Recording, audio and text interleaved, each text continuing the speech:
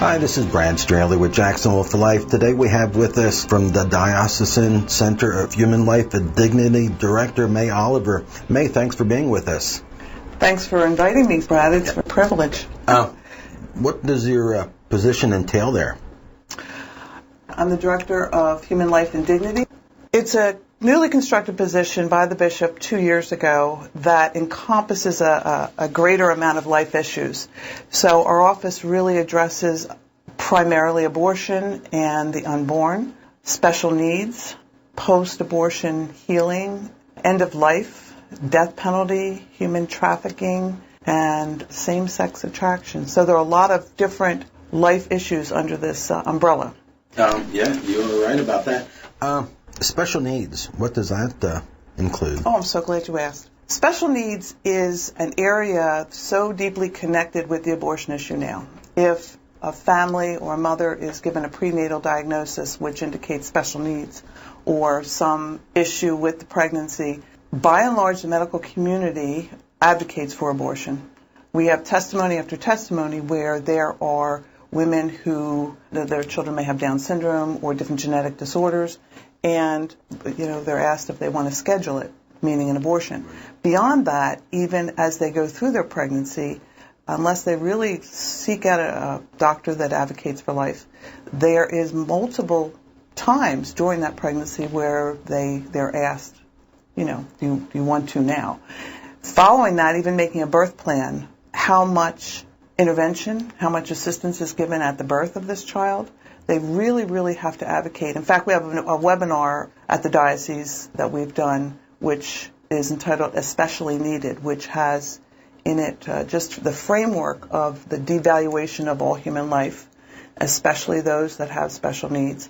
So we have a Dr. Rebecca Fisher who gives a testimony, and then we frame it, and also the resources, especially in the diocese, for children with special needs. So it's a real area that we will be working on, and we have been working on, to be able to elevate the value of all human life, and especially those that have different disabilities. I'm glad you said that, because just the other day we received a call, and someone was wanting to know pro-life OBGYNs in Northeast Florida. Well, the best thing to do is to call my office, and that number, it's at the Diocese of St. Augustine, 904-262-3200, extension 159. We have several doctors that have identified. Our most famous doctor, Dr. Bob Raspa, God bless him, has just semi-retired, I think, from St. Vincent's. So we are now in the process of identifying other doctors that really fight for life and follow the same sort of practice. But the best way to do is to call the office, and I can give you that, unfortunately, limited information. Yeah, I was afraid of that. I noticed on the website there's an events calendar. What can we usually find on the events calendar? Well, the website's under construction, so we just put that out there. We have a lot of events coming up. This year, we have the 33rd Annual State Respect Life Conference. This privilege to hold this conference only comes around 1 in 7 years. Wow. So it's a big deal. Each diocese takes a turn being the host. It's sponsored by the Florida Catholic Conference of Bishops, and it will be October 11th and 12th, which, as we know in our diocese, October 11th is the feast day of Our Lady of La Leche, and the theme of the conference is In the Heart of Our Mother. So it's very Marian, and it begins on the feast day of Our Lady of La Leche on October 11th at the Shrine of Our Lady of La Leche. So that registration begins at about 5:30. The next day it travels to St. Anastasia Parish, which has a brand new celebration hall in the St. Enda Center, and that can hold up to 500 people. So that's a very exciting time. To preempt that, or before that, to pray for the success of this conference, and also to address and pray for all life issues, we're having a Rosary Congress, which is the first in the diocese. And I originally was involved in a Rosary Congress in Philadelphia, and ever since I've been here, I've wanted to have one. So that starts September 27th through October 4th. And traditionally, a Rosary Congress is 24 hours of adoration. It's in one location, 24 hours of adoration, rosary at each hour, masses for life, for the elderly, for unborn, for special needs, for the church, for the country. It's broad-based, but it's a real immersion in prayer to pray for all life issues. This Rosary Congress is different because it is throughout the Diocese of St. Augustine. So in each deanery, the diocese is broken up into 5 deaneries. So it will be in each deanery. There's a schedule of host parishes. And we invite everyone to find the closest parish and to be a part, to go pray, take an hour of real prayer, adoration, to pray for life and also to pray for this conference. Mm-hmm. How can someone find out more about the Rosary Congress? They can call my office at 904-262-3200, extension 159. It's out in pastoral briefings. It is on the diocesan calendar, but for the actual schedule, that will be released. It's being released now, and it is on those other sites. Great. Should I ask this at the top? Why did you get involved in the pro-life movement? Well, that's a good question. I've always been pro-life. When Roe v. Wade was passed, I can't remember how old I was, or let's say I won't state how old I was, but the language that they used was confusing to me, and they said, end of pregnancy. Well, I realized ending a pregnancy was ending a child's life. I was shocked, and I was living in Philadelphia. I am from Philadelphia, as you can tell maybe by my accent, or hopefully lack of. My background is I'm a special education teacher, and I taught severe and profoundly multiply handicapped children. So I was actually fighting for their rights early on in my career. Then I taught in South America and saw the real value of life for children in South America, really touched by the family core, and I vowed to come back and go into pro-life work. I had really sort of avoided it for years. God, you don't want me. No, I'm not. No. What will people say? What will they think? I came from a very staunch Irish Catholic family, and so they would have supported it, but this was in the 80s, early 80s, and someone being pro-life wasn't that popular. But then it just became something I absolutely had to do. So around 1987, I completely committed, and I've been on board ever since. That is great. You started to talk about the Respect Life conference. Mm-hmm. Can you tell us about some of the speakers they have scheduled? I'm really excited about our speakers because it's a combination of some of our local heroes and also national speakers. One of our keynote speakers nationally is Star Parker. Mm-hmm. And the presentation I've asked is to correlate that racism begins in the womb. There's such a conversation about racism now. In fact, if you do anything out of step with politically correct, you're a racist. So in really looking at the history of certainly Planned Parenthood, Margaret Sanger, the whole eugenics movement, that was a dedicated racist, trying to get rid of African American, Hispanic, special needs. So Star Parker will talk about racism begins in the womb. We also have Dr. Vincent Rue, who's international and nationally known for work in post-abortion trauma. Our visiting bishop is Bishop Bill Wack from the Diocese of Pensacola, Tallahassee. Well, thanks for pronouncing that. I was thinking that named Bill Wack. Well, thanks for correcting me. The last name is spelled W-A-C-K, but it's a German pronunciation apparently, so it's Bishop Bill Wack. And he's one of our younger bishops in the country. He's completely energetic and very excited about being at the conference, so I'm looking forward to that. We have our diocesan bioethicist, which is Father Leonard Chua, who is just the heart of, and brings the heart of life issues and really understanding life issues. We've worked a lot on end-of-life workshops that we've been having throughout the diocese. Dr. Bob Raspa. I'm very excited also about Tracy Windsor, who's coming in, and her ministry is Be Not Afraid. The exciting thing is that she partners and walks along families that have these diagnoses of special needs.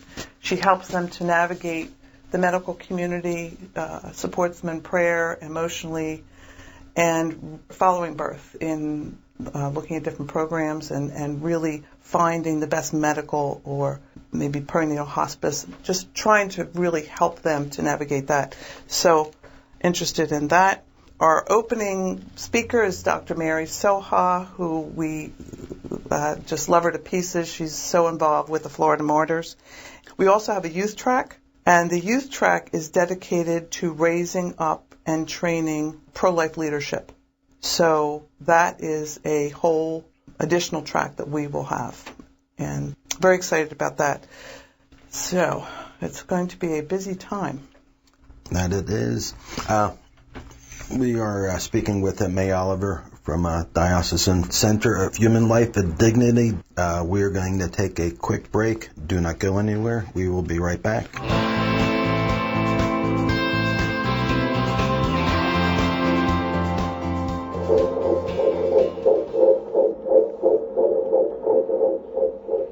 The beautiful sound of an unborn baby's heartbeat can bring fear into the heart of a woman facing a pregnancy she was not prepared for. She may be alone, scared, or coerced into seeking an abortion. No woman facing an unplanned pregnancy should ever feel that abortion is her only option. Since 1990, Women's Help Center has helped thousands of women throughout Northeast Florida choose life for their precious babies, and we have continued to be there for them after the birth of their children. For more information on how you can help promote a culture of life, call us at 904-398-5143 or visit our website at www.whcjax.com. Women's Help Center, changing lives, one heartbeat at a time. This is Brad Straley with Jacksonville for Life. For local pro-life events and information, please visit jacksonvilleforlife.org. That's jacksonvilleforlife.org. Do something, save babies in Jacksonville. God bless. Hello, this is Brian Kelly. I'm an adoption attorney with Shorstein and Kelly. And if you are interested in adopting a child, or if you are pregnant and don't know where to turn, we can help you. The first step would be to give us a call at 348-6400 or check out our website at adoption-usa.com. Adoption-usa.com. Thanks, and I know we can help you.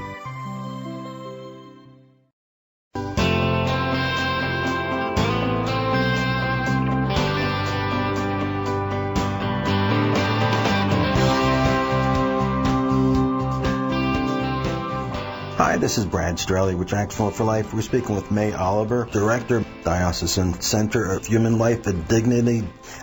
May, we were talking about the Respect Life Conference, and we were going through some of the speakers. I wanted to ask, why is this important to the average layperson? The Respect Life Conference, which is October 11th and 12th in the Diocese of St. Augustine, it's really important because we need to be educated and keep updating our education with regards to the culture of life. There are so many attacks on the dignity of human life and the respect for human life that unless you can update and be a part of it, it's easy to just sort of go with what was being done years ago or not really grow. In addition to that, it's like a big family reunion. It's not often in our culture that we have a group of people that come together that are believers in God and celebrate that, believers in our country, and most importantly, believers in the sanctity of human life. So it's a really good thing. In our diocese, again, this state conference only comes to our diocese once every 7 years. So it's a time to really show what we're doing and also to work with other dioceses to say, well, how are you addressing different issues? What's going on moving forward? Very good, very good. Part of it you said was the youth leadership training? Yes. I'm very excited about this because in being in the pro-life movement, out on the sidewalk or being a leader also, I constantly am looking to my right and to my left and looking for more people to take up the challenge of fighting for life, especially in this culture. And it's important that we raise up our students and our youth to be able to take the banner.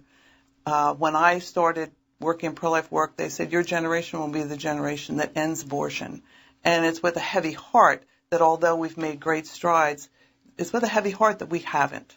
Although we've come so far in being able to understand someone who's going in to have an abortion, to understand the trauma of someone who has had an abortion, we really need to raise up our youth. And in this youth conference, we have someone, Megan Allman, who is from Life Leadership Institute, which is Scott Klusendorf's group, and she will be really addressing pro-life apologetics and also moral relativism. It'll be under a few different names. We also have a new Florida representative from Students for Life, and Ryan Newhouse, he will be there. Father Matt King is going to be our MC, and we have Sean Forrest, who's a national speaker and musician, very frequently in Steubenville. He will be there. He also has an orphanage, and he does Haiti 180. So it's going to be a very exciting day. Students from UF and UNF will be there helping to keep that workshop going and that day going. So it's a pretty exciting day. So can people just walk in, or do we need to register? We need to register, yes. For the general public, you can go to www.DOSA, which is Diocese of St. Augustine, DOSA, which would be Florida.com, /Respect Life Conference. You can register online as an individual, as a married couple.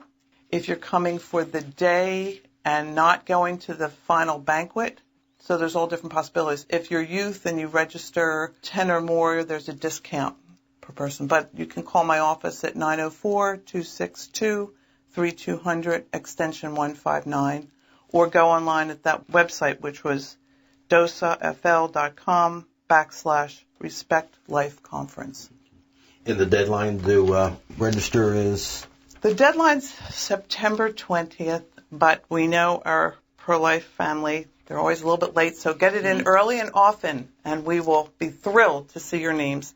The exciting thing about this conference, it is very Marian. Our diocese is preparing for 150th anniversary, and Father Hugh Gillespie is in many of our parishes now talking about Marian Consecration, which our diocese will be consecrated to next October on the 150th. But now we have this, I call them the 3 C's this fall. Marian Consecration, which is to Jesus through Mary, followed by the Rosary Congress, again to Jesus through Mary. And at the conference, which is in the heart of our mother, Father Hugh Gillespie will be our dinner speaker. So it's all beautifully fit together and wrapped in prayer and wrapped in Our Lady's arms. So it's really thrilling. Great. Is it too early to talk about the annual March for Life St. Augustine? It's never too early, Brad. This is our 14th annual year, which is really hard to believe. It will be on Martin Luther King weekend, which is January 17th and 18th. Usually the kickoff is the Friday night before with music, food trucks, prayer. We have our speaker, who is Doug Tuke, who is a national youth speaker. He has just developed a pro-life film talking about, how one single person can make such a difference. He will be debuting that film or showing that film, and we have a lot of other great people that will be on board, some that were one elected official where we have to wait until November to see if he'll be able to join us. But the theme is endangered, worthy of protection.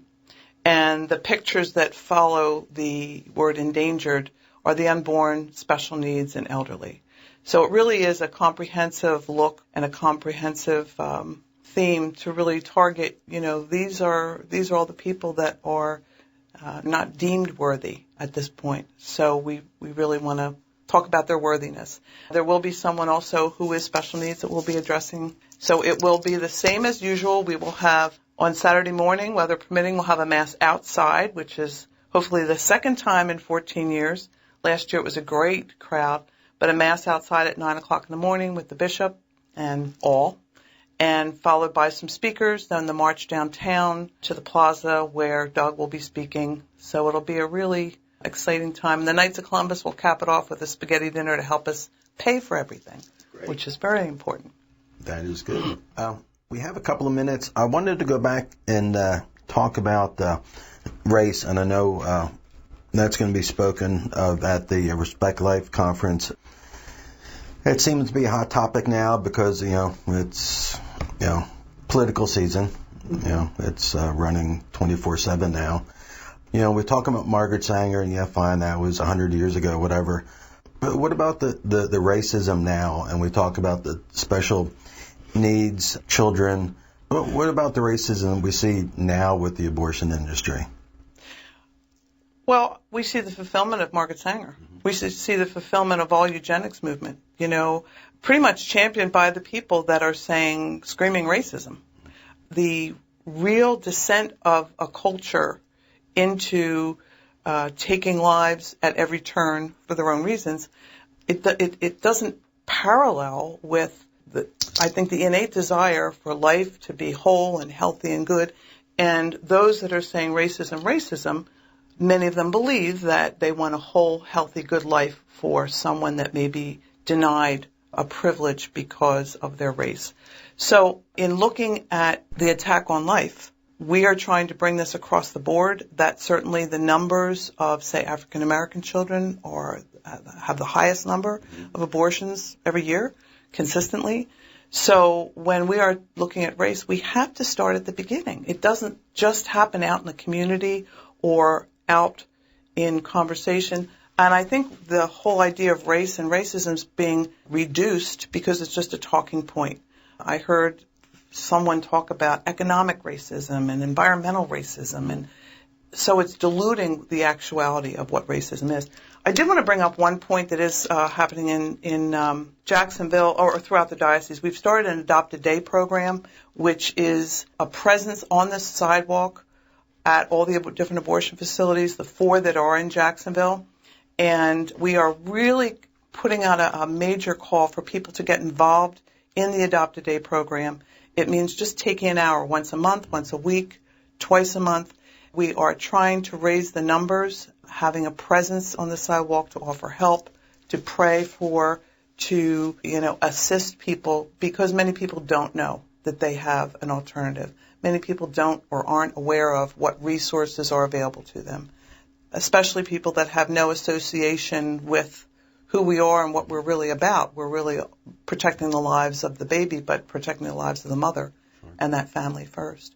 And looking at the states around us where their laws are changing, we will get an influx of people seeking abortion. So we really have to be a presence, a prayerful presence. Someone wants to learn more about that, or for that matter, everything we've been speaking of. How can they learn more? Again, call the office at 904-262-3200, extension 159. That's the Office of Human Life and Dignity. And we partner in just being able to help Family for Life, which is in Jacksonville, and help them with training and growing the numbers on the sidewalk. Great. And we're looking for all ages, and in that I've dedicated a lot to training, not only for the unborn and for what happens on the sidewalk, but things like special needs, end of life, all the areas that we're working on. People can also just for anyone that's interested in pro-life topics, we have Luncheons for Life the 3rd Wednesday of the month at Marywood. It's a free gourmet lunch, and you learn something about pro-life and something about different issues with life. Great. So, great. Well, Nate, I hate to interrupt. We are out of time already. Thank you so much for joining us today and for all you do to promote a culture of life. We'd like to thank this station for being faithful to His Word and this opportunity. And thank you for listening today. For more information about local pro-life efforts, please visit us at JaxforLife.org. Follow us on Facebook and Twitter. Until next time, do something, say babies in Jacksonville. God bless.